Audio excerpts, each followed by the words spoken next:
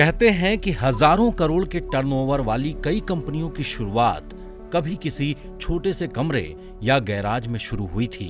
कुछ इसी तरह झारखंड के गांवों के छोटे से कमरों में अपनापन और प्यार से बने उत्पाद भी बहुत जल्द दुनिया के कोने कोने में अपनी खुशबू बिखेरेंगे।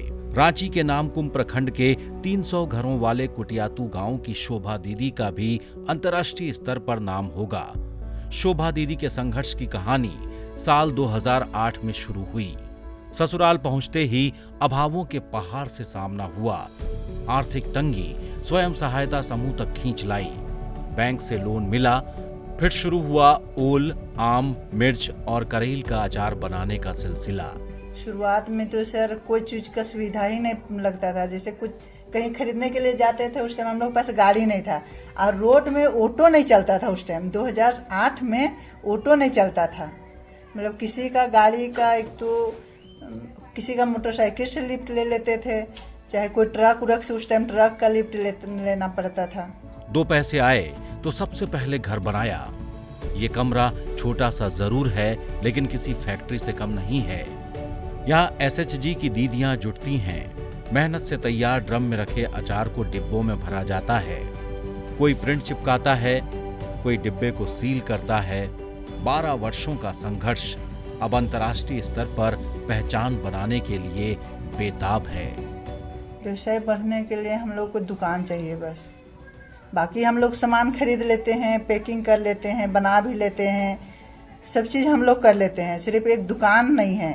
हुनर को पहचान मिलने के अलावा स्वयं सहायता समूह से जुड़ी महिलाओं की जिंदगी भी संवर रही है। बच्चे स्कूल जाने लगे हैं और रहन सहन का स्तर भी सुधर रहा है। कल तक शहर, कस्बा और गांव के बाजारों में यहाँ की महिलाएं हड़िया बेचती दिखती थीं। अब इनके हाथों से बने प्रोडक्ट्स दुनिया के कोने कोने में पहुंचेंगे।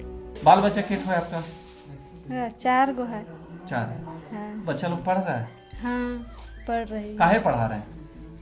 कुछ बुद्धि होगा, कोनो आगे बढ़ेगी, इसीलिए पढ़ रही है। इनके सपनों को परवान चढ़ा रहा है झारखंड के ग्रामीण विकास विभाग की इकाई यानी JSLPS।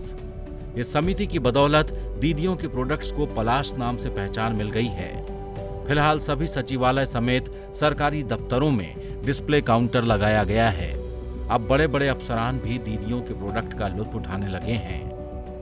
मोरिंगा टी यानी सहजन के पत्ते की चाय, टेट्रा पैक में बकरी का दूध, कई तरह से शहद, ब्राउन राइस, हर्बल साबुन, इमली केक, जामुन का सिरका, मड़वा आटा और अचार सहित 37 से ज्यादा प्रोडक्ट बेचने की तैयारी है। साल 2023-24 तक 1000 करोड़ के टर्नओवर का अनुमान है।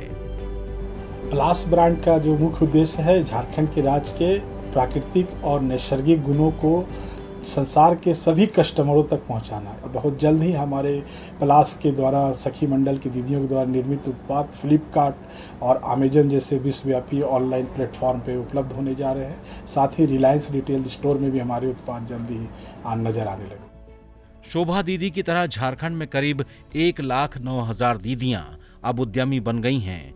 कहते हैं कि जहां महिलाएं सशक्त होती हैं, वहां का समाज सशक्त होता है।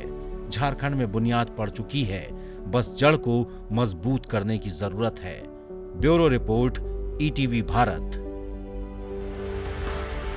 24 घंटे लगातार खबरें देखने के लिए डाउनलोड करें ETV भारत ऐप।